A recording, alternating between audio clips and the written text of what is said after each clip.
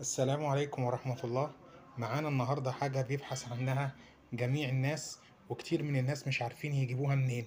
هو بودرة العفريت أو بودرة الحكة زي ما بيقولوا. البودرة دي اللي معانا النهاردة هي البودرة الأصلية، اللي للناس اللي بتدور على البودرة الأصلية بتاعت بودرة العفريت. هي دي بودرة الحكة، اللي هم في ناس بتسميها بودرة الحكة أو بودرة العفريت. هي دي البودرة الأصلية، وده الكيس الأصلي. ده الكيس الاصلي هو عندنا هنا. هو هوريه لكم معايا اهو في الكيس اهو. بنفتح الكيس كده اهو. هو ده الكيس، وهوريكم البودره الاصليه للناس اللي عاوزه تعمل مقالب. هي دي البودره الاصليه او البودره الحكه الاصليه. شايفين لونها عامل ازاي؟ شايفين البودره عامله ازاي؟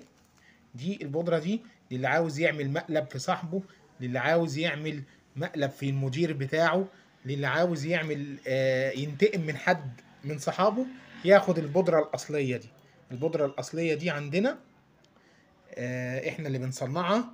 واللي عاوز البودرة دي 012 8655 0184. شكرا.